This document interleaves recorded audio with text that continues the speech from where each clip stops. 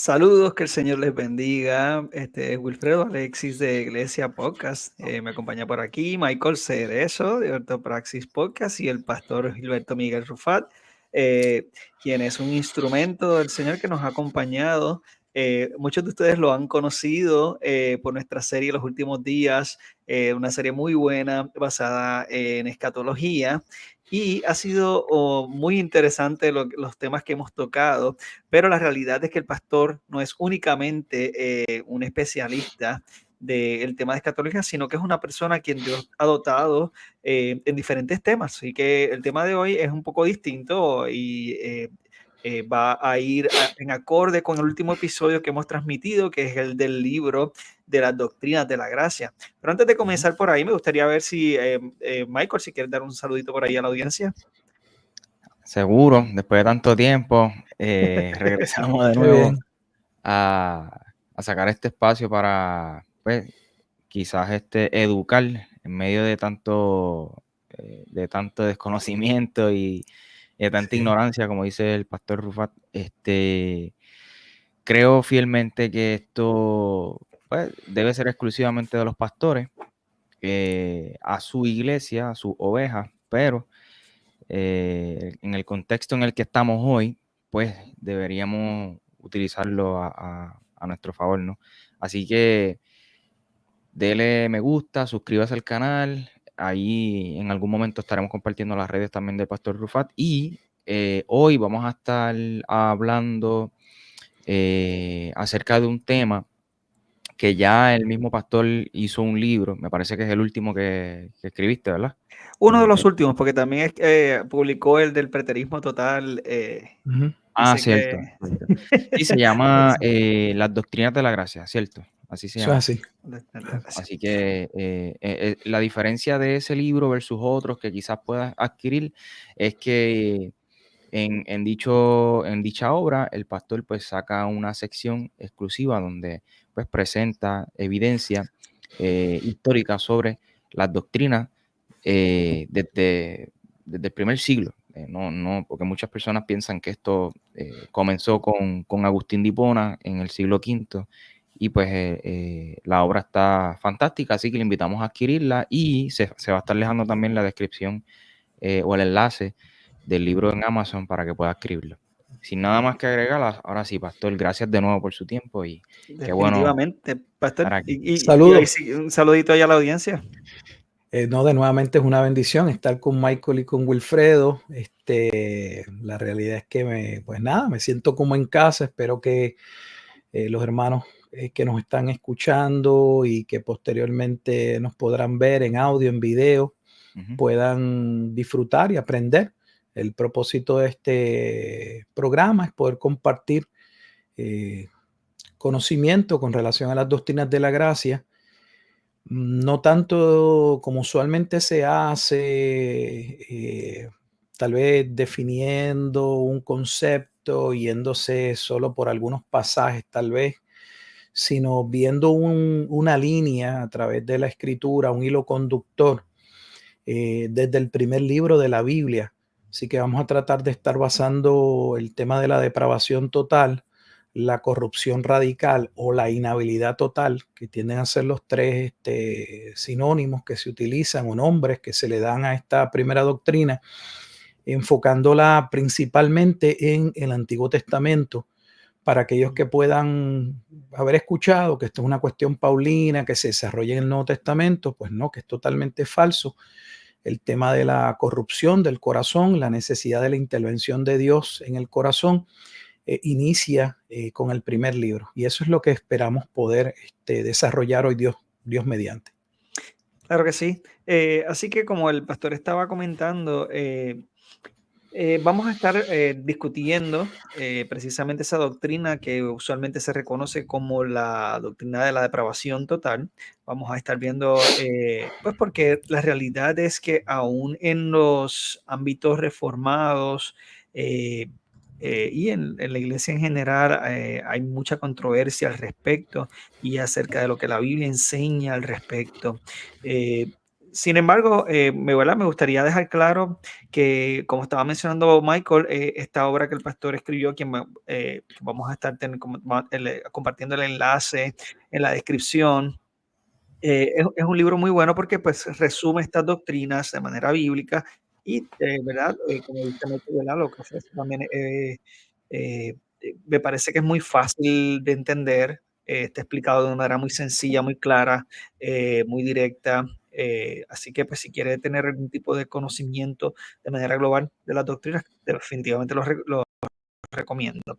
Pastor, también quería pues dejar saber a la audiencia, como les estaba comentando, me gustaría, ¿verdad?, que se tomen el tiempo de ver el episodio anterior. El episodio anterior tuvimos una entrevista acerca del libro, de este tema. Esto para dejarles saber que, ¿verdad? Vuelvo y repito, yo recuerdo, ¿verdad? Al pastor Rufat yo lo conozco de muchísimos años. El pastor Rufat me conoce de muy, muy, muy pequeño. Todos mis cambios locos y raros desde mi niñez hasta mi adolescencia, etcétera. Eh, pero esto para dejar saber, ¿no?, que eh, una de las cosas que he podido admirar del pastor, ¿verdad?, es su eh, valor de presentar las diferentes doctrinas tal y como se encuentran en la Escritura, no, o evitando la influencia externa de otras personas. Pues claro, ¿verdad? Uno a veces pues, puede recurrir a otros comentaristas o algo así, y luego de que uno pues estudia la Escritura, pero la realidad es que la base fundamental es la Escritura, y eh, es lo que realmente a mí me ha bendecido mucho del pastor. Lo digo, ¿verdad? Vuelvo y repito, porque hemos compartido tantos videos al respecto de la escatología, pero no, el pastor es un hombre muy capacitado, así que el doctor Gilberto Miguel Rufat nos va a estar hablando de vamos a hacer como un pequeño panorama o recorrido a través del Antiguo Testamento, y vamos a estar viendo esta doctrina de la gracia, que es la depravación total, o ¿verdad? La maldad del hombre en ese sentido. Pastor, sin más Súper. preámbulos, definitivamente. Bueno, pues vamos a hacer algo. Si ustedes tienen Biblias o tienen algo para anotar, yo le invito a que usted busque una libreta, un lápiz o algo con lo que usted pueda tomar notas. Si tiene una Biblia, si no, posteriormente, pues vamos a estar citando ciertos pasajes de la Escritura, y le pedimos, por favor, que usted se tome el tiempo luego de leerlos. De nuevo, no vamos a hablar de la depravación total, de la corrupción radical o de la inhabilidad total, amparándonos en si tal teólogo o en tal libro lo dice. No, vamos a ver, la Escritura lo enseña, creo que es la parte más importante. Vamos a comenzar entonces en el libro de Génesis. ¿Y qué dice la Biblia con relación a ese hombre que Dios creó? Solo voy a mencionar algunos puntos que yo creo que no son puntos de controversia, sino puntos de consenso, para entonces luego partir y poder ver qué fue lo que sucedió con ese hombre en el momento en que pecó. Lo primero que tenemos en Génesis capítulo 1, versículo 31, es el hecho de que Dios creó todo y que todo lo que Dios creó fue bueno. Obviamente, eso que Dios creó, parte de lo que la creación que se describe ahí en ese capítulo, es el hombre. Así que el hombre fue creado bueno. O como Eclesiastés capítulo 7, versículo 29, le llama, dice que Dios creó un hombre recto, recto. Fue el hombre, ¿verdad?, el que se pervierte. Así que Dios creó un hombre bueno. Lo segundo que debemos destacar es que ese hombre que fue creado bueno, en Génesis también capítulo 1, versículos 26 y 27, se habla de que ese hombre fue creado imagen y semejanza de Dios. Esa imagen y semejanza de Dios, dentro del contexto en el que se recibe el libro, en el tiempo de Moisés, la imagen de Dios para el pueblo en su contexto era Faraón. O sea, cuando el pueblo sale de Egipto, dentro de sus 400 años de cautiverio en Egipto, solo Faraón era la imagen de Dios. Sin embargo, el pueblo va a recibir una revelación de parte de Dios por medio de Moisés, que le va a dejar saber, no, aquí no hay un hombre por encima de los demás, todos los hombres fueron creados a imagen y semejanza de Dios. Ese hombre que fue creado a imagen y semejanza de Dios tenía el propósito o el deber divino de regir sobre la creación. En el caso nuevamente del contexto, pues sería Faraón quien regía sobre su pueblo. Pero la Escritura dice que Dios le dio tal señorío o dominio a Adán. Adán vendría a sojuzgar la tierra. Todo eso lo vemos en Génesis capítulo 1, que sin salirme del tema, eso es sumamente importante porque es como si Adán fuese un correy.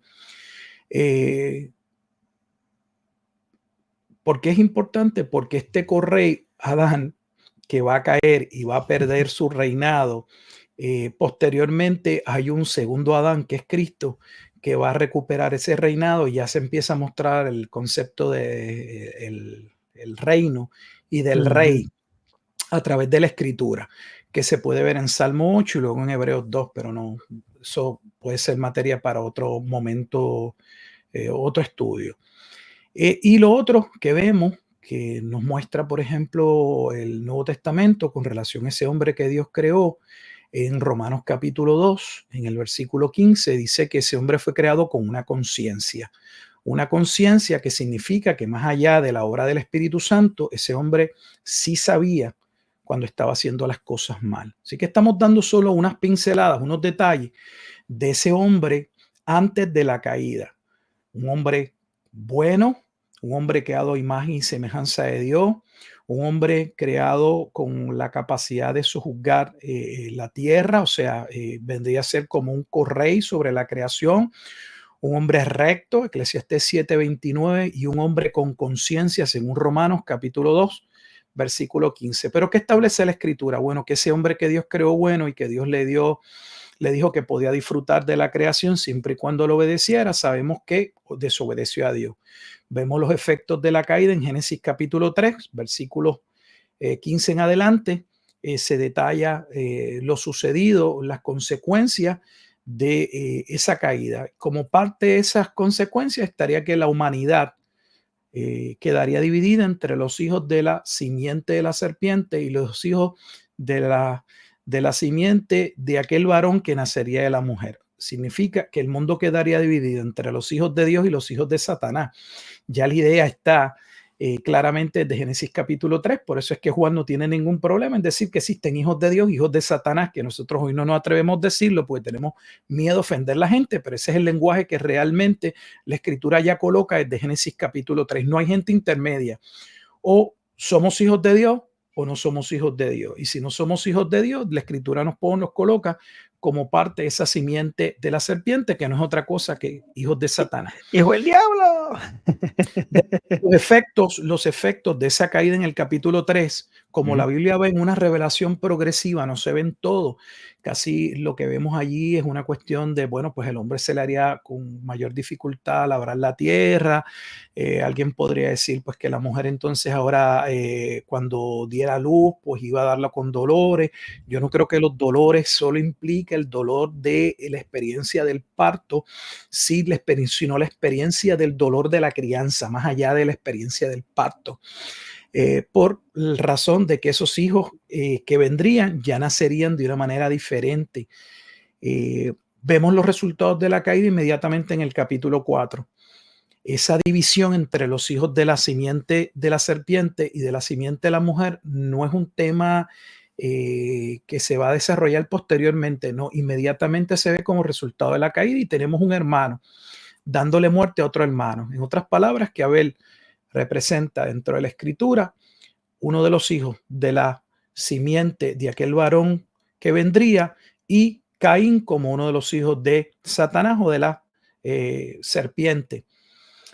Continuamos en la Escritura y tan temprano como el capítulo que continúa, el capítulo 4, en el capítulo 5 encontramos uno de los pasajes más claros sobre dónde principalmente afectó el pecado al hombre. Y el versículo, capítulo 5 de Génesis, me gustaría leerlo porque creo que es sumamente relevante. Disculpen. Capítulo 6, debo decir, no 5, capítulo 6, versículo 5, 6:5. Dice, y vio Jehová que la maldad de los hombres era mucha en la tierra, estoy leyendo, y que todo designio de los pensamientos del corazón de ellos era de continuo solamente el mal. Estoy leyendo la versión Reina Valera del 60, dice que ahora todo designio, mientras establecimos que el hombre era bueno, era un hombre recto, era un hombre con conciencia, ahora dice que todo designio, todo pensamiento del corazón de ellos era de continuo solamente el mal. No solamente está establecido ahí, sino que ya en el capítulo 8 tenemos otro pasaje donde podemos ver ese estado del corazón en el versículo 1, Génesis capítulo 8, versículo 21, donde dice, y percibió Jehová olor grato, y dijo Jehová en su corazón, no volveré más a maldecir la tierra por causa del hombre, porque el intento del corazón del hombre es malo desde su juventud. Miren lo que estamos viendo del capítulo 5 al capítulo 8. ¿Qué sucede? Que comienza la Biblia a expandir o a mostrar dónde está el problema y por lo tanto dónde debe ocurrir el milagro para que haya salvación en el corazón, en lo que la Biblia llama el corazón del hombre. Génesis es parte de esa primera división del Antiguo Testamento que los judíos le llaman la Torá, que forma parte del Antiguo Testamento del Tanakh. Si nos movemos a esos libros de la ley, yéndonos al último libro, al libro de Deuteronomio, en el libro de Deuteronomio vamos a ver exactamente que el patrón continúa. Vamos del primer libro de Moisés al último libro. En el capítulo 5 del libro de Deuteronomio, no es una carta, es un libro. En ese capítulo 5, allí tenemos ya inmediatamente en parte, versículo 29, donde la escritura dice lo siguiente.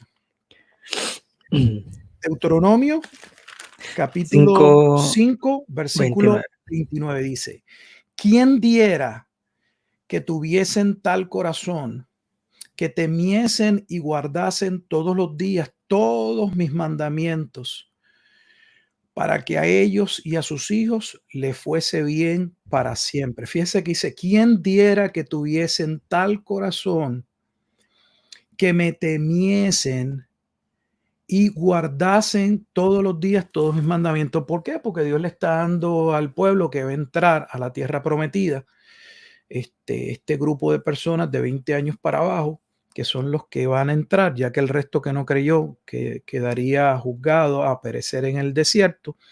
Y Dios les recuerda a esta generación que si iban a entrar y poseer la tierra, no lo podrían hacer sin obedecer a Dios. Pero Dios mismo reconoce que aunque Él está dando su palabra, el corazón de ellos no temía a Dios y no iban a guardar su palabra. Seguimos ahí en ese mismo libro de Deuteronomio y luego en el capítulo, bueno, vamos a adelantar un poco, podríamos ir al capítulo 10, pero me voy a mover en Deuteronomio al capítulo 29. Vamos al capítulo 29. No sé si ustedes me pueden ayudar. Yo puedo ir leyéndolo por ahí, pastor. Sí, sería en el capítulo, así me ayuda, en el capítulo 29, creo que el versículo 4.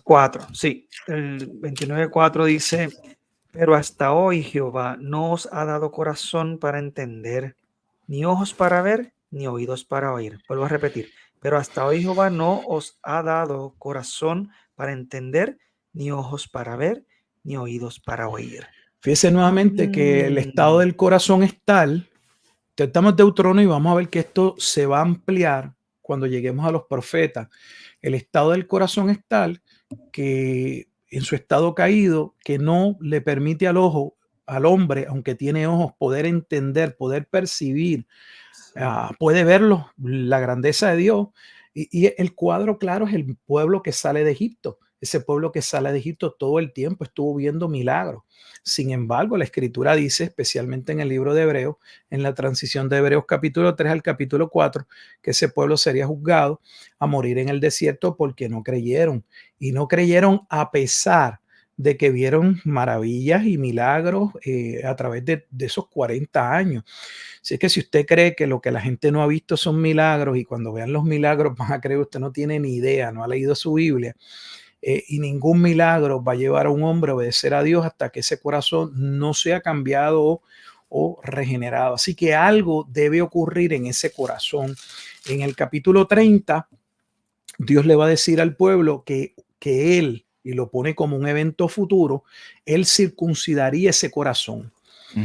Esto es importante. Dice, sí, antes de leerlo, Michael, esto es importante y escuchen bien por qué.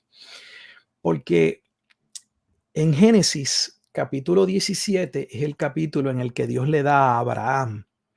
De Abraham a Moisés, Gálatas dice que hay 430 años. Escuchen bien porque estoy yendo a Abraham y contrastarlo con lo que vamos a leer en Deuteronomio. Abraham es salvo en el capítulo 15, versículo 6. La escritura dice que Abraham le creyó a Dios y le fue contado por justicia. Eso es Génesis capítulo 15, versículo 6. Pero no es hasta Génesis capítulo 17 en el que Dios le dice a Abraham que debe circuncidarse él y su casa. Y se coloca la circuncisión como señal del pacto. Así que el pueblo ya había recibido esta señal del pacto, la venía practicando físicamente. Pero Dios les está diciendo que aunque físicamente el pueblo estaba circuncidado, el pueblo era incircunciso de corazón. En otras palabras, no eran parte del pueblo de Dios. Yo creo que mucha gente ni lo puede ver. Porque creen y tienen la idea de que todos los descendientes de Abraham por sangre son parte del pueblo de Dios. Y la circuncisión era solo una señal de lo que había ocurrido en el corazón de Abraham en el capítulo 15. Ese es el tema de Romanos capítulo 4, que yo no voy a entrar ahora, pero eso es parte de la temática de Romanos capítulo 4, donde la circuncisión es solo una señal de lo que había ocurrido en el momento en el que Abraham recibió la justificación. Por lo tanto, aunque este pueblo había recibido el mandamiento de la circuncisión y la llevaban a cabo físicamente, Dios comienza a decirles que el problema de ellos no estaba en la circuncisión de la carne y que de hecho esa circuncisión no los hacía parte del pacto, porque para poder ser hijos de Dios necesitaban tener un corazón circunciso. Ahora vamos con ese contexto. Leemos entonces Deuteronomio 30, versículo 6. Y circuncidará Jehová tu Dios tu corazón y el corazón de tu descendencia para que ames a Jehová tu Dios con todo tu corazón y con toda tu alma a fin de que vivas. De hecho, este es el pasaje de Deuteronomio capítulo 30 que se usa posteriormente en el capítulo 10 de Romanos cuando se habla porque cerca de ti está la palabra en tu boca y en tu corazón. El pasaje que Pablo tiene en mente es Deuteronomio. En otras palabras, nadie puede llegar a confesar a Cristo sin la circuncisión. A mí me da pena porque se usó un capítulo para hablar de la fe y la mayoría ni entiende cómo Pablo lo viene aplicando, porque Pablo va a decir que el problema de los judíos en Romanos capítulo 10 no es que no han escuchado el evangelio, porque dice por todos lados ha salido la palabra de Dios, sino que ya se había profetizado el endurecimiento del pueblo desde Isaías capítulo 53, versículo 1, cuando se asevera quién ha creído nuestro anuncio y sobre quién se ha manifestado el brazo de Jehová. Así que el pueblo no podía creer y la razón por la que no podían creer y no podían arrepentirse y adorar a Dios como Dios merece ser adorado, ya sabemos que tiene que ver con el problema en el corazón. Así que Dios ya empieza a testificar desde Moisés dónde está el problema y qué era lo que iba a suceder. Lo que sucedería era que Dios en un futuro obraría para traer la circuncisión y esa circuncisión del corazón vendría a través, como vamos a ver cuando lleguemos a los profetas, en el tiempo en que viniera el Mesías príncipe, el ungido o el Cristo. Yéndonos a lo que es la tercera parte de la división del Antiguo Testamento, según, ¿verdad?, el orden del antiguo, como lo colocan los judíos o los hebreos. Pero como nuestra Biblia, luego de la ley, encontramos la división de los libros de sabiduría, como dentro de ellos está Salmo, pues voy a ir a lo que es el famoso Ketubín. Y para continuar con el desarrollo de lo que se requiere en el corazón, vamos a los salmos. Los salmos son importantísimos para ver la doctrina de depravación del corazón y observe que estamos en el Antiguo Testamento. No estamos citando ningún autor, ni diciendo que Pablo, ni todo esto se desarrolla en el Antiguo Testamento. De hecho, Cuando pastor, uno, perdona que le interrumpa, incluso ese pasaje de Deuteronomio 36 ¿verdad? Que también he citado en el Nuevo Testamento, pero que también es mencionado hasta cierto punto en Jeremías, menciona también algo de la circuncisión del corazón en el capítulo 3, si mal no recuerdo. Eh, me parece curioso que he escuchado a muchas personas que mencionan que este concepto es paulino, que Pablo es el que trae un significado distinto a la circuncisión en otros aspectos. Y quiero solamente hacer la salvedad porque es bien importante que nosotros conozcamos el Antiguo Testamento. Cuando uno lee el libro de los Hechos, que uno ve cómo la iglesia se comienza a esparcir, los discípulos utilizaban el Antiguo Testamento, el Nuevo Testamento no estaba escrito. No es que lo Eh, usaban, es que era lo único que tenían. Exacto, o sea, eso era lo que tenían. Entonces, es bien importante esto porque entonces ellos no vinieron de un vacío teológico, sino que ellos estaban utilizando el Antiguo Testamento, que es la palabra de Dios, para poder predicar el Evangelio. Así que el Evangelio no es algo nuevo del Nuevo Testamento, y estas doctrinas no son nuevas del Nuevo Testamento, sino que vemos que a lo largo de la Escritura el Señor ha sido consistente con este mensaje. Nada, quería hacer esa salvedad, pastor. Sí, que el Nuevo Testamento no surge del vacío. Pudiésemos decir que es un comentario del Antiguo Testamento. Sí, obviamente lo que los apóstoles y los discípulos están, su mensaje está basado, es que tiene que ser así en el cumplimiento del Antiguo Testamento, sino cómo podían establecer que Jesucristo era el Mesías. Para decir que es el Mesías es que se habían hecho unos señalamientos y habían unas profecías que debían poder cumplirse en una persona. Entonces, pues alguien tuvo que haber hablado. Obviamente, la base es el Antiguo Testamento.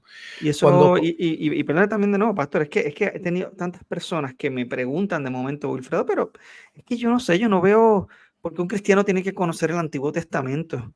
Y es como que esto es bien triste porque demuestra la ignorancia que a veces tenemos en cuanto a la importancia del Antiguo Testamento, que es lo que brinda la base del Evangelio definitivamente. Perdón, pastor, que le vuelvo a interrumpir. bueno, pues vamos a continuar mostrando cómo el Antiguo Testamento continúa desarrollando el tema de que el hombre luego de la caída tiene un corazón corrupto, un corazón rebelde, un corazón en el que el hombre tiene ojos pero no puede ver, tiene oídos pero no puede escuchar y tiene una voluntad, pero esa voluntad se debe a sus pasiones, a lo que el Nuevo Testamento llama sus propias concupiscencias. Responde solo a eso, responde a su mayor inclinación y su mayor inclinación son sus propios apetitos. El libro de los Salmos también juega una parte muy importante, la doctrina de la depravación, porque los Salmos inicia con el Salmo 1 estableciendo la diferencia entre los justos y los impíos. Y la diferencia entre el justo, específicamente en singular, que se menciona en el Salmo número 1, es porque ese justo es Jesucristo, del cual los demás justos han de hallar la justificación o la salvación. Por lo tanto, vamos a ver en los Salmos esa división o esa distinción entre los hijos de la luz y los hijos de las tinieblas.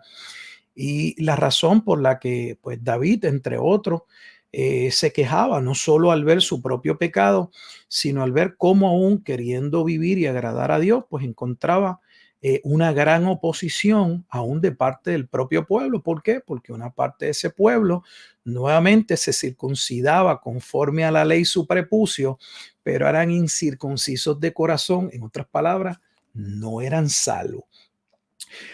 Para efectos de los que nos están escuchando, presten mucha atención porque gran parte de los pasajes o los versículos que se usan en el Nuevo Testamento, por ejemplo, como en Romanos capítulo 3, versículo 10 en adelante, para afirmar el concepto de la depravación total de ese hombre caído y rebelde, esos pasajes que Pablo usa, básicamente todos vienen de los Salmos. Por ejemplo, en el Salmo 5, versículos 9 y versículo 10, dice, porque en la boca de ellos no hay sinceridad, sus entrañas son maldad, sepulcro abierto es su garganta, con su lengua hablan lisonjas. Entonces, esa depravación está una y otra vez en los Salmos. Ese Salmo 5, versículo 9, y si nos movemos un poco al capítulo 10, versículos 4 hasta el 7, dice que el hombre, el malo, por la altivez de su rostro, no busca a Dios. Fíjese, no busca a Dios. Entonces, ¿cómo la gente dice que el hombre va a buscar a Dios? Y la Escritura dice que el hombre en su estado natural no busca a Dios. Si no busca a Dios, para que busque a Dios, algo debe suceder en su corazón. Dice, no hay Dios en ninguno de sus pensamientos. O sea, Dios no es importante en nada de lo que ellos hacen. Sus caminos son torcidos, no en algún momento, dice en todo tiempo. Tus juicios los tiene muy lejos de su vista. O sea, lo que Dios tú dices que es santo y es bueno, eso ellos no lo ven. Eso, y así sucesivamente. O sea que creo que dos de los salmos que resumen muy bien esto son el Salmo 14 y el Salmo 53, que inician diciendo que ese hombre no regenerado es un hombre necio y es un hombre que se llega a cuestionar, obviamente, la propia realidad de Dios. Dice el necio en su corazón, no hay Dios. Y ahí puede ver, dice, se han corrompido, hacen obras abominables, no hay quien haga el bien. No hay quien haga lo bueno en el versículo 3, o sea, 10, 14, 3. No hay quien haga lo bueno, no hay ni siquiera uno. Y solo por adelantar a los profetas y no hacerlo muy largo, creo que el Salmo 51, entre el Salmo 14 y el Salmo 53 que mencioné, el 51 es importante porque es uno de los salmos en los que vamos a ver con toda claridad cómo el propio salmista reconoce esa condición caída del hombre y la reconoce en él mismo. Creo que el pasaje clave que muchos conocemos es el Salmo 51, versículo 5, donde dice, he aquí, en maldad he sido formado y en pecado me concibió mi madre. Así que fíjese que estamos en el libro de los Salmos y cómo los Salmos demuestran que ese hombre necio, ese hombre impío, nuevamente tiene un corazón que le impide buscar a Dios, le impide poder ver un valor en la palabra de Dios. Entonces, si ese hombre no puede buscar a Dios, ¿cómo esperamos que ese hombre, sin que Dios obre en su corazón, busque a Dios? Entonces, las doctrinas de la gracia comienzan estableciendo que esa corrupción del hombre requiere, demanda, porque la Biblia sí mismo lo presenta, que Dios intervenga. Ya lo vimos en Deuteronomio 30, donde Dios entonces le dice al pueblo, yo voy a ir y voy a circuncidar el corazón. Entonces, si Dios no circuncida el corazón, ese hombre no puede tornarse a Dios. No sé si quieran comentar aquí para entonces pasar a la tercera parte y ver en los profetas, usando Isaías, Jeremías y Ezequiel, y ver entonces cómo en los profetas se expande y se ve todavía con mayor claridad qué era entonces lo que debía suceder para que ese hombre corrupto pudiese buscar a Dios y lo buscase de corazón, no lo buscase solo porque, bueno, tiene una necesidad, tiene una enfermedad, quiere que Dios lo bendiga, lo prospere, sino porque ahora entiende que debe amar a Dios con todo su corazón, con toda su alma, con toda su mente, con toda su fuerza, y porque ve en la ley no un camino de restricción, sino ve la bondad y el amor de Dios, quien de antemano le señala el camino por el cual él puede vivir y disfrutar de la creación de Dios. La pregunta que le voy a hacer una pregunta, pastor, que es que también me han hecho en otro momento y quisiera escuchar, ¿verdad? Lo que puede comentar al respecto. Aquí yo creo que una de las cosas que se ve evidente, ¿verdad? Que se ha hecho evidente hasta este punto es que el hombre de por sí no puede, no tiene la capacidad de creer y necesita una intervención de Dios para poder creer, ¿verdad? Al respecto, la pregunta viene siendo entonces, ¿cuál es el rol del Espíritu Santo o cómo cambió el rol del Espíritu Santo antes de descender en el día de Pentecostés y antes que vendría siendo en este periodo, pastor? Bueno, ya llegaremos cuando lleguemos a los profetas, porque los profetas van, se explica ahora cuando entremos a los profetas. La pregunta va a quedar contestada en los profetas. Me parece bien, pastor. Yo creo que utilizando el libro de Deuteronomio Sí. es uno de los argumentos de las personas para decir que Dios, en toda la escritura, Dios le exhorta a su pueblo y, ¿verdad?, a los israelitas cuando los saca de Egipto y le da las leyes. Dios ordena cosas, ¿ves? Sí. Mandamientos. Ujú. Entonces, si Dios me pide algo, ¿cómo es que yo no puedo hacerlo? La Creo que eso es uno de contestación es los... muy sencilla, muy sencilla. El problema es que la gente no entiende cuál es el propósito de la ley. El propósito de la ley no era establecer un camino a la salvación. El propósito de la ley era establecer por qué la salvación siempre fue por una promesa. Ujú, O sea, que el hecho de que Dios demande que debemos hacer algo porque ciertamente lo demanda y esa es su ley y él lo ha establecido, el propósito no es que el hombre crea que lo puede hacer sin Dios, que se puede forzar para hacerlo. El propósito de la ley es todo lo contrario. Está en Gálatas capítulo 3, que el hombre al tratar de cumplir la ley pudiese ver que no da el grado exacto. para que entonces, viéndose culpable, totalmente culpable, por eso la escritura dice que la ley hace al hombre en todo culpable. Entonces ese hombre que Dios llama salvación pudiese ver solo en Cristo el único Ujú, camino. sí, Yo creo que el problema es, y eso es tema que podemos discutirlo luego, pero es que la mayor parte de las personas no tienen ni idea de la diferencia entre el antiguo pacto y el nuevo pacto y cree que son dos pactos a través del cual se puede salvar uno por el otro. De hecho, algunos entienden que por el antiguo pacto los judíos se pueden salvar. No, la ley nunca le fue dada al pueblo como un mecanismo de salvación. Quien dice eso obviamente muestra, pero el desconocimiento de la escritura es abismal. Porque claro. cuando cuando se le dio a Abraham la promesa de la bendición, fue bajo una promesa. Eso es claro en Romanos 4 y Gálatas capítulo 3.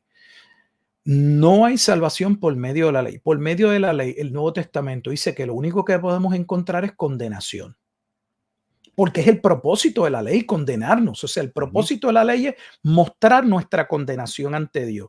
No es una escalera que podemos subir y esforzarnos para llegar al cielo. No es la escalera de Jacob. exacto. Sí, revelar que no podemos y que tengamos que obligatoriamente mirar hacia arriba. Claro.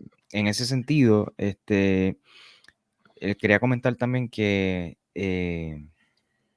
bueno, lo diré en algún momento que se me fue, pero Pero Michael, disculpa, eso tiene que ver con la controversia desde el punto de vista histórico, lo que acabas de decir. Y cuando me refiero al punto de vista histórico en términos de teólogos entrando en controversia, esa es la discusión entre Pelagio y Agustín. y Agustín, correcto, sí.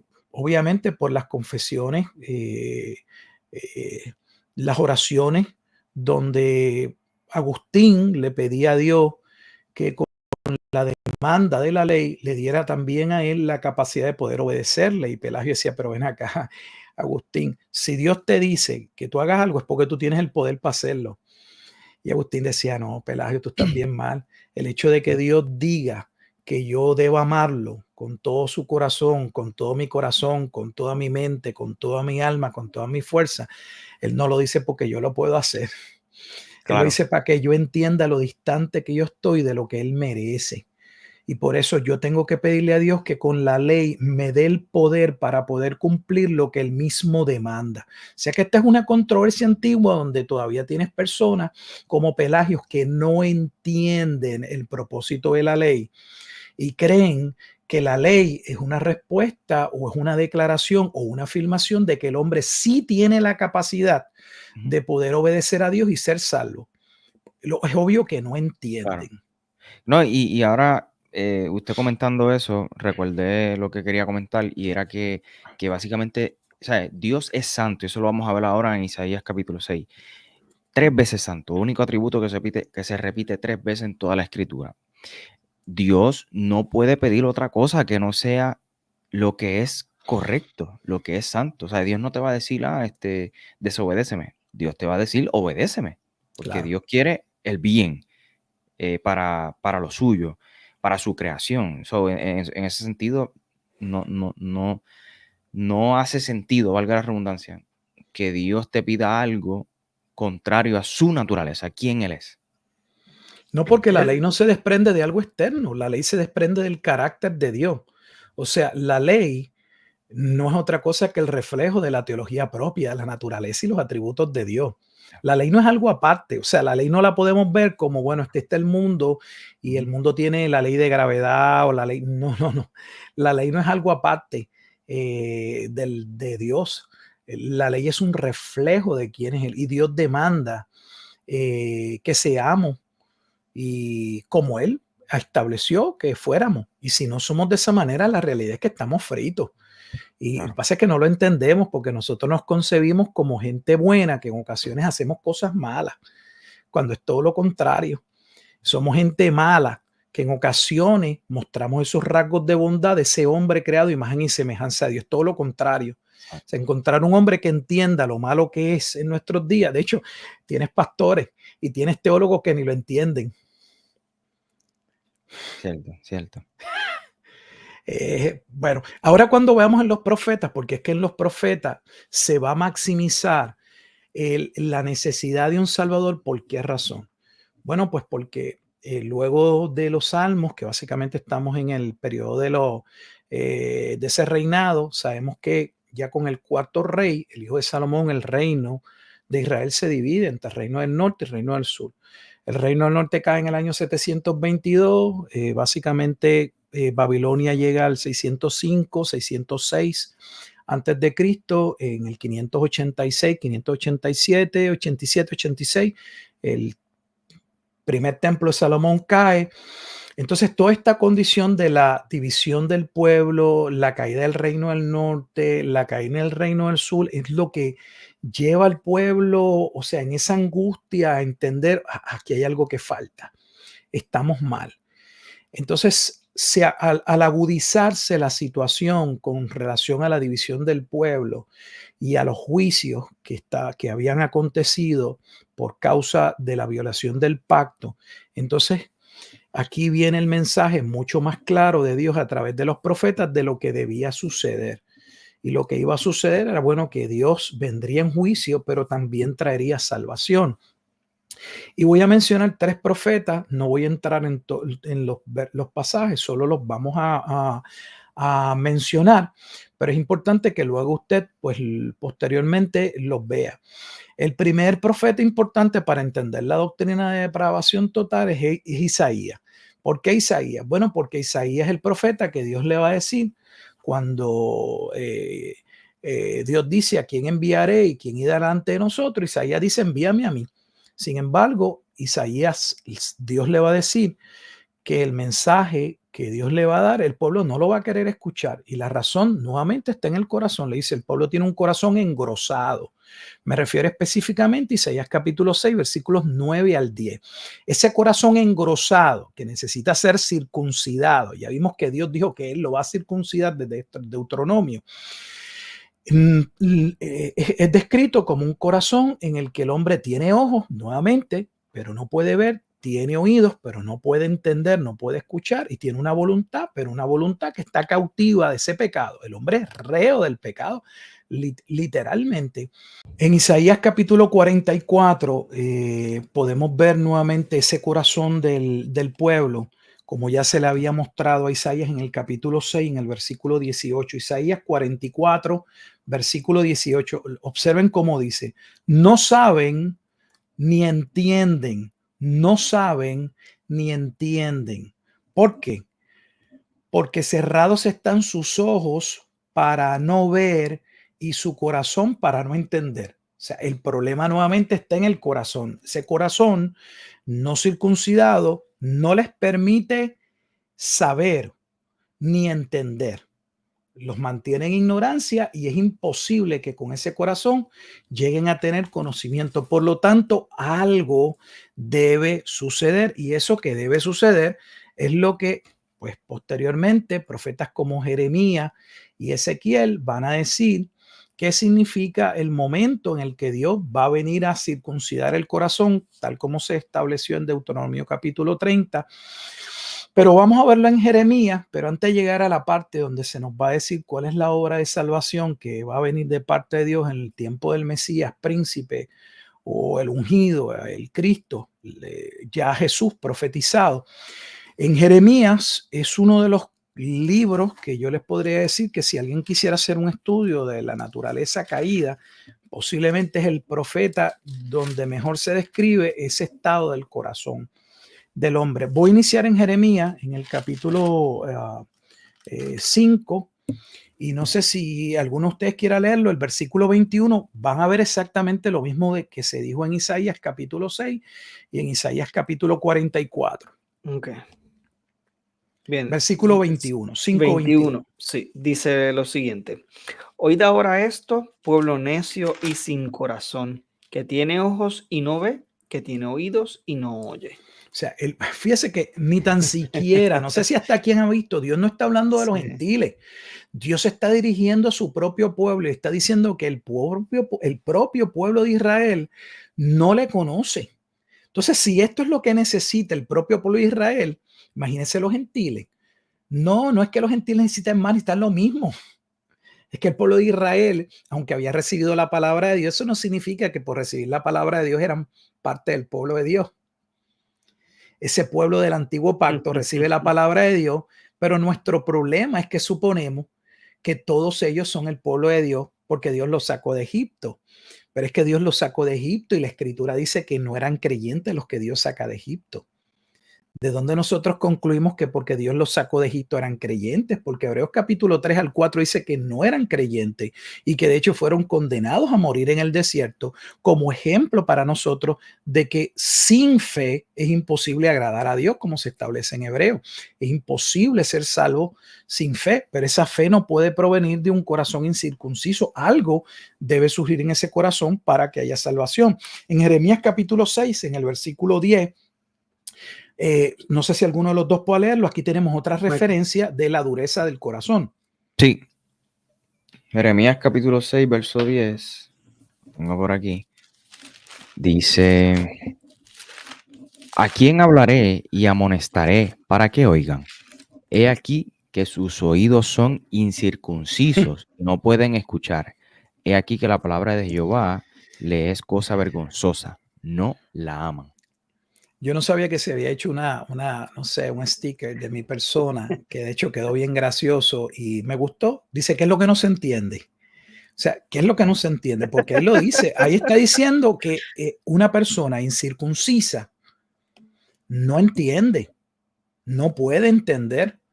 Por lo tanto, aquellos con todo respeto que se pasan diciendo que la regeneración no precede a la fe, pues no han leído la escritura. Ustedes demuestran una ignorancia brutal de las sagradas escrituras, porque ustedes están diciendo, están contradiciendo la escritura. Ustedes están diciendo que el hombre incircunciso puede creer. El hecho de que Dios los llame a creer en ellos, de nuevo, no significa que pueden creer. Esa es la demanda de Dios. Dios es rey y demanda que los hombres le crean y le obedezcan. ¿Eso significa que los hombres le pueden obedecer y pueden creer en él? No, eso no es lo que significa. Porque el propósito de la ley, nuevamente, no era un camino de salvación, sino era el propósito de la ley era llevarlos al camino de la salvación, y ese camino es una persona, ese camino es Cristo. Es el único medio por el cual esos hombres incircuncisos que serían salvos, serían salvos. Entonces, nuevamente, yo creo que uno de los pasajes claves de Jeremías está en el capítulo 13, versículo 23. Comienza con una pregunta. Alguien que lo pueda leer. Sí, lo puedo leer. ¿Mudará el etíope su piel y el leopardo sus manchas? Así también, ¿podréis vosotros hacer bien estando habituados a hacer mal? O sea, mira la comparación primero que dice, que con la que inicia. Dice, el hombre que es de tez negra, ¿puede cambiarse la piel? No, ni Michael Jackson lo pudo. Entonces, porque esa es su naturaleza. Si usted nació negro, usted es negro. Usted nació raza amarillo, blanco, como usted se quiera llamar, ese es su tono de piel. Esa es su pigmentación. Así Dios lo creó, Dios lo formó. Entonces ese hombre, y luego menciona el leopardo. ¿Puede el leopardo quitarse sus manchas? Bueno, si se las quita, no es leopardo. Entonces, una vez se contesta esa pregunta retórica, que la contestación es no. O sea, ese hombre etíope no puede cambiarse el color de piel como el leopardo, no se puede sacar las manchas. Luego que se entiende eso, se entiende lo segundo. Dice, así también podréis vosotros hacer el bien estando atestados, habituados a hacer el mal. O sea, si su condición es hacer el mal, ¿pueden hacer el bien? No. La contestación es la misma, ¿no? Su naturaleza tiene que ser cambiada y transformada, y de eso se trata. Eh, el pasaje tal vez clave para adelantar un poquito aquí en Jeremías es el capítulo 31 y 32, donde se establece el nuevo pacto. Y aquí se contesta la pregunta que hizo Wilfredo con relación a la obra del Espíritu Santo. Vamos primero a leerlo y entonces hablamos algo de ese aspecto del Espíritu Santo obrando en la salvación o en ese aspecto de la regeneración, de la circuncisión también del corazón. Jeremías capítulo 31, versículos 33 al versículo 34. Sí, tengo por aquí. Pero este es el pacto que haré con la casa de Israel después de aquellos días, dice Jehová. Daré mi ley en su mente y la escribiré en su corazón. Y yo seré a ellos por Dios y ellos me serán por pueblo. Luego dice, y no enseñará más ninguno a su prójimo, ni ninguno a su hermano, diciendo, conoce a Jehová, porque todos me conocerán, desde el más pequeño de ellos hasta el más grande, dice Jehová, porque perdonaré la maldad de ellos y no me acordaré más de su pecado. Fíjense, son los pasajes claves de la doctrina del nuevo pacto, donde se establece que Dios vendría a salvar un remanente de Israel, y esos que van a ser salvos porque Dios va a intervenir ¿en dónde? En el corazón, en aquel corazón que cuando iniciamos en el libro de Génesis, del capítulo 5 ya se habla de ese corazón, desde el capítulo 6 de Génesis, 6:5, y luego, por ejemplo, en el capítulo 8, versículo 21, hablaba de ese corazón que de temprano estaba habituado al mal. Dios dice que Dios va a intervenir en ese corazón. Lo mismo se establece en el capítulo 32. En ese capítulo 32, versículos 39 al 40. No sé si alguno lo pueda leer. Sí, lo tengo aquí. Dice, y les daré un corazón y un camino para que me teman perpetuamente, para que tengan bien ellos y sus hijos después de ellos. Y haré con ellos pacto eterno, que no me volveré atrás de hacerles bien, y pondré mi temor en el corazón de ellos, para que no se aparten de mí. Noten que este pacto está ligado al cambio del corazón en el versículo 29 y dice, y les daré un corazón y un camino. Ahora, ¿cuándo llegaría ese nuevo pacto y en qué momento vendría esa salvación en términos, verdad, de esa intervención de Dios sobre el pueblo de Israel? Pues lo dice el capítulo 33, versículos 15 al 17. Ahí mismo Jeremías, capítulo 33, versículos 15 al 17. ¿Cuándo sucedería? Ok, dice por aquí, versículo 15 al 17. En aquellos días y en aquel tiempo haré brotar a David un renuevo de justicia, y hará juicio y justicia en la tierra. En aquellos días Judá será salvo y Jerusalén habitará segura, y se le llamará Jehová, justicia nuestra. Porque así ha dicho Jehová, no faltará a David varón que se siente sobre el trono de la casa de Israel. Entonces, ¿cuándo ocurriría la doctrina del nuevo pacto? Cuando viniese aquel rey prometido a David. ¿Quién es ese rey prometido a David? Así inicia el Nuevo Testamento, Mateo 1:1. Jesucristo es el cumplimiento a la genealogía del hijo de David. Mateo 1:1. O sea, Jesucristo, por eso él viene a salvar a su pueblo, viene a establecer el nuevo pacto. Por eso antes de morir, mientras está cenando, afirma que él viene a cumplir el nuevo pacto. ¿Y qué viene a cumplir? Jeremías 31, el versículo clave de la Santa Cena es Jeremías 31. Yo soy aquel que doy mi vida para salvarlos. Ahora, ¿dónde vemos la operación del Espíritu Santo? Vamos a ver exactamente la doctrina del nuevo pacto para terminar mi parte y escuchar las preguntas o conversamos sobre lo mismo. Y vamos a verlo en el libro del profeta Ezequiel. Y dentro de Ezequiel vamos al capítulo 36, es el capítulo clave. En Ezequiel también podemos hablar de la doctrina de la depravación y ver ese corazón, pero yo creo que todo lo que hemos ya visto para mí está más que claro. Vamos a ver entonces ese cambio de corazón, cómo está ligado a la intervención o la obra del Espíritu Santo, que es parte del desarrollo de la neumatología o de la doctrina del Espíritu Santo, específicamente en el Evangelio de Juan. Porque Ezequiel es uno de los profetas claves que usa Juan en su Evangelio, en el capítulo 36, versículos 25 al 27.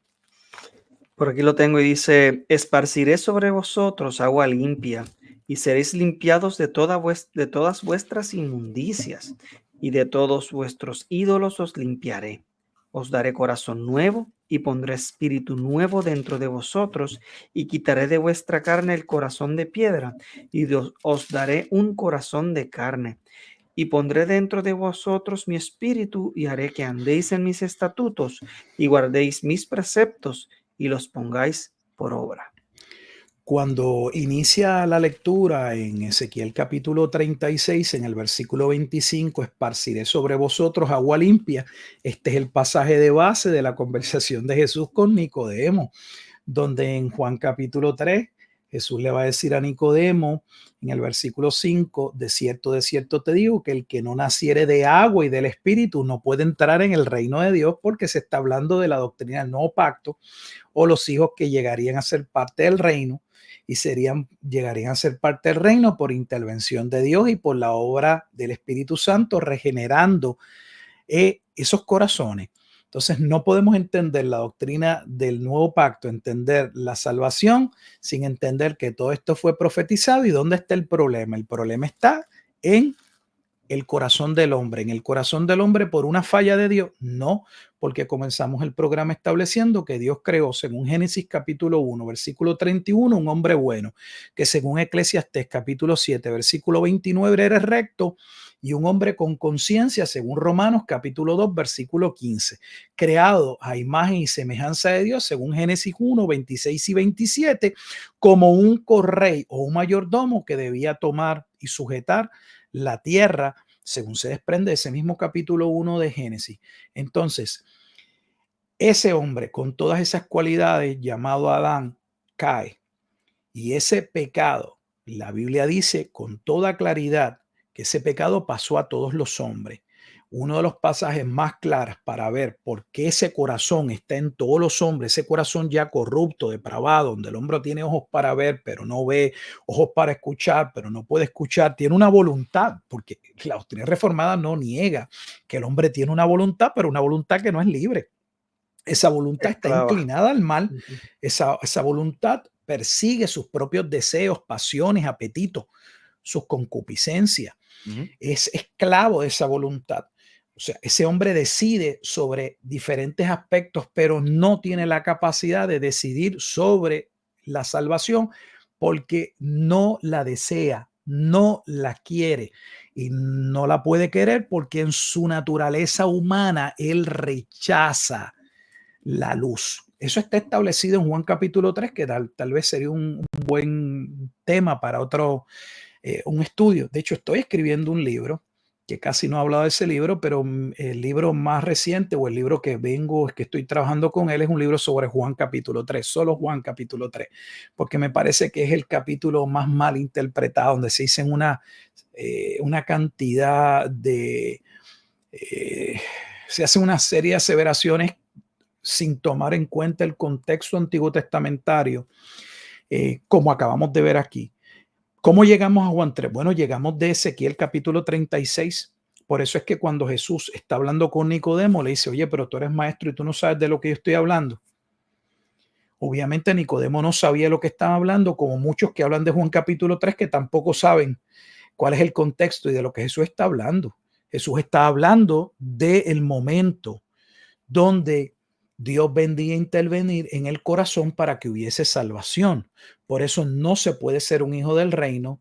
Por eso Nicodemo, aunque decía que conocía o pretendía conocer algo de Jesús, Jesús le dice, ni tú ni los que tú dices contigo que tienen algún conocimiento de mi persona no me conocen, porque para poderme conocer, para poder entender quién yo soy, necesitarían primero haber nacido de nuevo.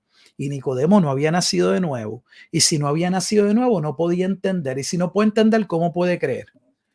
Eso no es lo que dice 1 Corintios capítulo 2, versículo 14, que el hombre en su estado natural o incircunciso no entiende las cosas que son del Espíritu. Entonces, si no las entiende, ¿cómo las va a creer?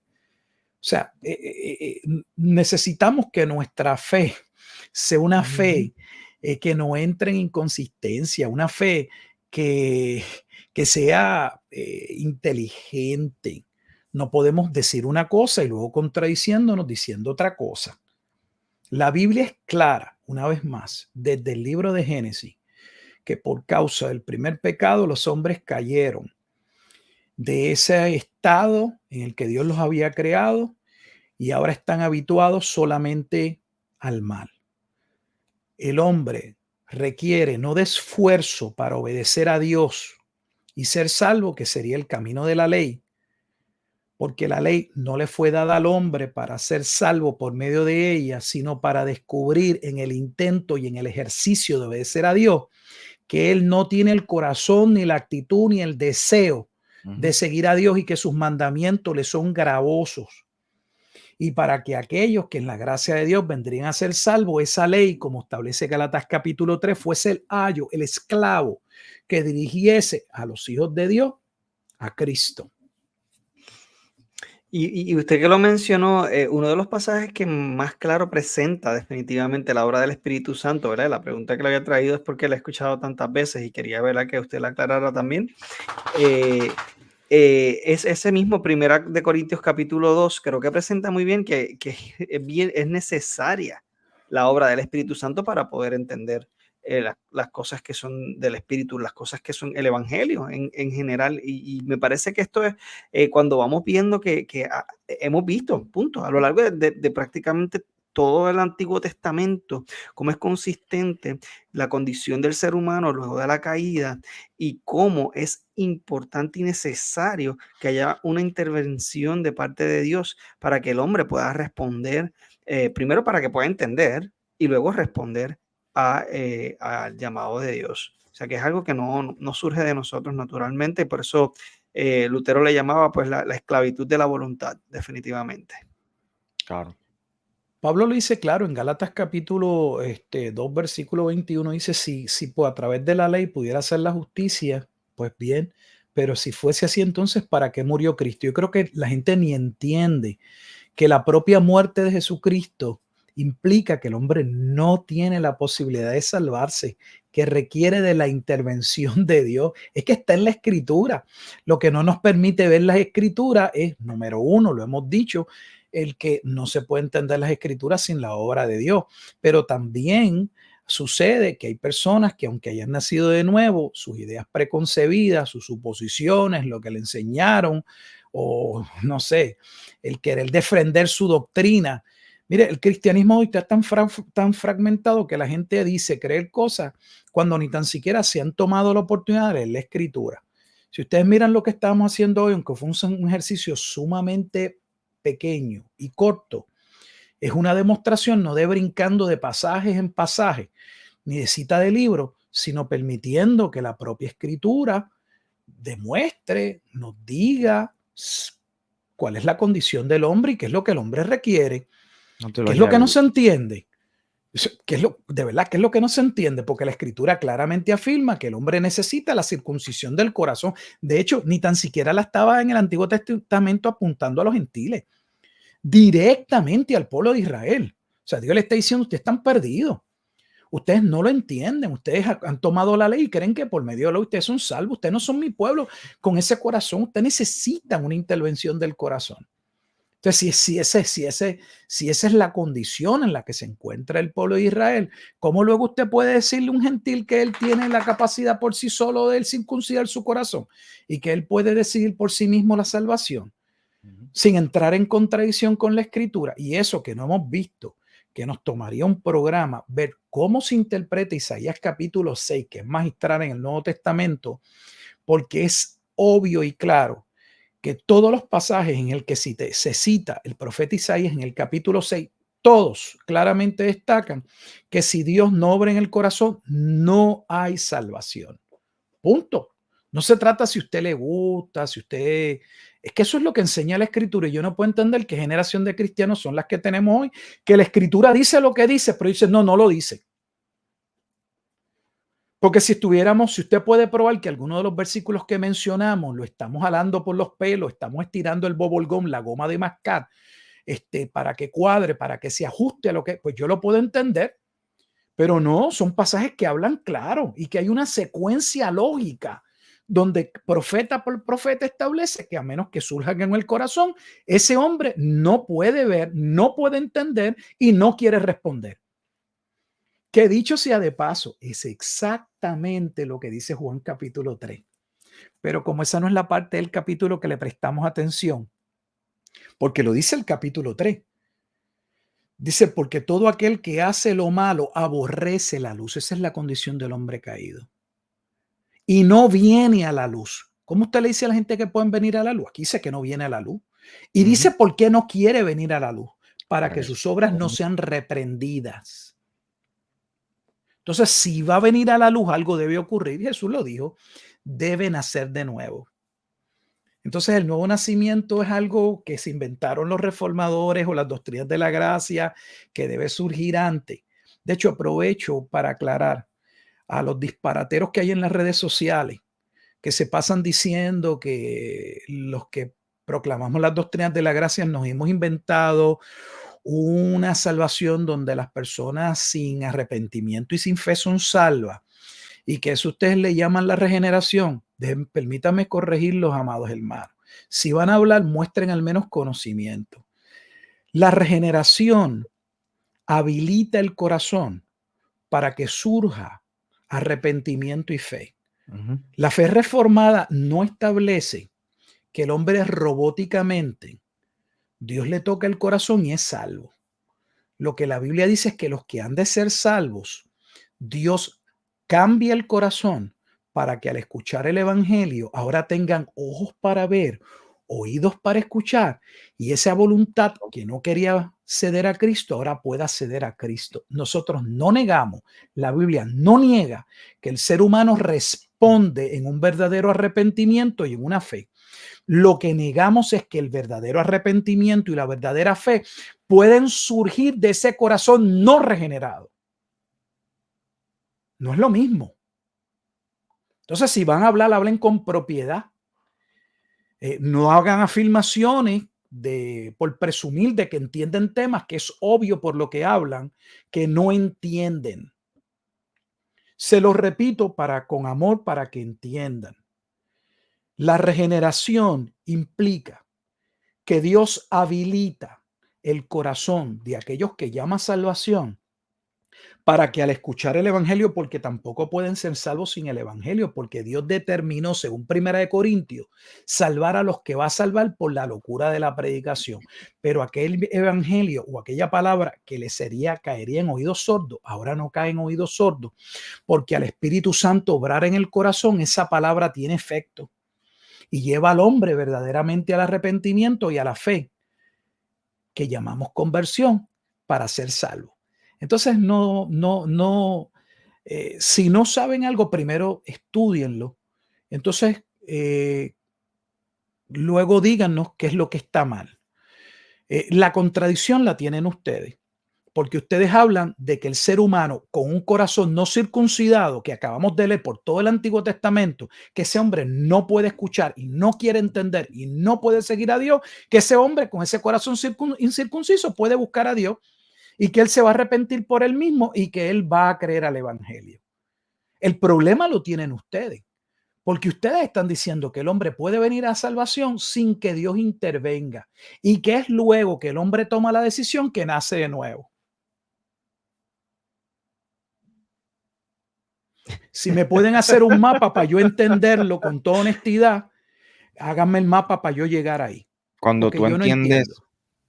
cuando entiendes la depravación total del hombre, que es lo que se ha estado exponiendo en este programa, en este episodio, desde Génesis hasta Ezequiel,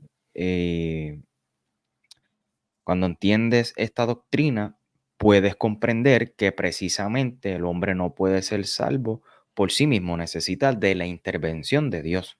De hecho, entender esta doctrina, abrazar esta doctrina, compartir esta doctrina va a provocar que por consiguiente abraces las demás doctrinas de la gracia. Eso es así. No querer abrazar esta doctrina o no entenderla o no querer entenderla, pues no te va o sea, va a ser una piedra de tropiezo para que puedas entender y abrazar el resto de las doctrinas de la gracia. Hay personas que curiosamente bailan con la perseverancia de los santos, pero detestan la gracia irresistible. Y entonces Ese era yo. Ese fui yo por mucho tiempo. Claro, no, yo también. Yo como bautista del sur igual, pues eso es lo que uno cree, la seguridad de la salvación. Sí. Pero entendía que era yo quien usaba mi libre albedrío, que ahora me doy cuenta que de libre no tenía nada. De hecho, yo voy más atrás, es otro tema que tampoco se discute bien, porque la doctrina reformada básicamente lo que habla es que el hombre pierde el libre albedrío luego de la caída. Yo sostengo y reitero, en primer lugar, que Dios nunca le dio al hombre un libre albedrío en el sentido de que Dios le haya dicho al hombre, yo te doy una voluntad y tú con esa voluntad puedes decir lo que tú quieras. Dios nunca nos dio la capacidad de hacer con nuestra voluntad lo que quisiéramos. Nunca. Si hablamos de libre albedrío y lo que estamos hablando de que el hombre tiene una voluntad, que me parece que la palabra bíblica y correcta es voluntad, porque si tenemos un término bíblico, ¿para qué inventarnos el término libre albedrío? Y yo no estoy diciendo que ese término sea malo, en la teología reformada se utiliza. Agustín habló de libre albedrío, pero no como los proponentes fuera del círculo reformado lo hablan. Claro. Solo para establecer que ese hombre, o sea, se usaba para establecer que el mal principalmente no era el producto de Dios, sino que el hombre era quien determinaba o escogió hacer el mal. En ese sentido, pues yo prefiero usar voluntad, porque Dios nunca nos dijo, mira, que yo los creé, yo les di una voluntad y con esa voluntad ustedes tienen el derecho de decidir, porque eso es lo que la gente dice. Yo tengo derecho a decidir con mi vida lo que yo quiera. Ese derecho nunca Dios nos los dio. Si libre albedrío es la capacidad que tiene el ser humano de decidir por sí mismo lo que él quiera, nunca Dios nos dio eso. No es que lo perdimos, es que eso nunca lo tuvimos. Bueno, nunca lo tuvimos. Mis hermanos, yo tengo que decirles que yo he escuchado personas decir que Dios juró, no habiendo encontrado nada por quien jurar, que Dios juró por sí mismo no tocar el libre albedrío. Válgame Dios, eso es un disparate. Imagínate, eso es pervertir Hebreos 6 que se da con otro propósito. Válgame Dios. Es que me entienden, de verdad. Yo se lo digo con mucho respeto. Muchos de los que están en las redes sociales, yo les recuerdo y se lo digo directamente, porque yo hablo bien directo. Si me verán, que de toda palabra ociosa que hablen los hombres, Dios darán cuenta. Usted se puede parar detrás de una cámara a presumir de sabiotondo. En primer lugar, le digo que tenga mucho cuidado de estar presumiendo y de estar adoctrinando personas que no son sus ovejas. Podemos usar estos medios, compartir la palabra de Dios, aclarar el concepto y todo esto, pero mucho cuidado. Y si no he estudiado algo, mejor estúdielo para que no se convierta en una estación repetidora y luego esté abochornado diciendo, bueno, yo que me puse a decir esto y esto no es. Si es que Dios le da la humildad para reconocer que esto no es, porque parece que su humildad está muy lejos de muchas personas hoy. Así que mucho cuidado con lo que afirmamos, que creyendo que estamos defendiendo la escritura, estemos realmente yendo en contra de la escritura. Yo veo más gente defendiendo cosas que no son bíblicas que las bíblicas. El buen corazón y el buen deseo, les recuerdo, amado hermano, no hace de la mentira una verdad. Exacto. El verdadero albedrío, libre albedrío realmente es de Dios. Él es el único que tiene verdaderamente un libre albedrío. De todas maneras, básicamente me pongo a pensar y ver, ¿verdad? Lo que ha traído, pastor. Y es básicamente algo muy parecido a lo que hizo Pablo en Romanos capítulo 3. Él hizo un popurrí de versos del Antiguo Testamento y yo creo que fue muy claro en demostrar la incapacidad que tenemos de buscar a Dios y la incapacidad de creer y nuestra corrupción total en el corazón. O sea que verdaderamente eh, eh, uno de los aspectos que yo participé de esto por muchos años, como hemos mencionado, es el tratar de buscarle las 5 patas al gato, cuando realmente estos pasajes son muy claros, son muy evidentes y muy directos al respecto de que no podemos entender el Evangelio sin el Espíritu Santo. No, fíjate que Imposible. no tuvimos que ir ni a hebreo, ni a arameo, ni nada, no, porque el pasaje dice lo que dice. Eso es así. Es muy claro, muy Están claro. ahí, son sencillos, no hay que ir a un instituto ni pasar por un seminario, es abrir la Biblia y Sí. ya. Y, De hecho, en el próximo episodio, si es que hacemos otro con este tema, lo que podemos hacer, que creo que va a ser sumamente interesante, es ver cómo estos pasajes que vimos en el Antiguo Testamento son interpretados en el Nuevo Testamento. ¿Y sabe por qué es la importante? Porque el Nuevo Testamento es la luz, la revelación máxima de Dios. Entonces, la forma y la manera en que se interpretan estos pasajes en el Nuevo Testamento ya muestra cuál es el significado. Y si la Biblia da el significado y usted está en contra del significado de la Escritura, usted está en contra de la Escritura. Porque alguien podría decir, bueno, pastor, usted citó textos del Antiguo Testamento y esa es su interpretación. Lo que yo le estoy diciendo es muy sencillo. Esos textos que yo cité ya están en el Nuevo Testamento y la interpretación está en el Nuevo Testamento. Así que si usted no conoce los pasajes, mejor resérvese su comentario y no empiece a juzgar. Dedíquese a buscar dónde está la interpretación o espere al otro episodio para eso que es vea así. que lo que hemos dicho corresponde a lo que el Nuevo Testamento afirma con toda claridad.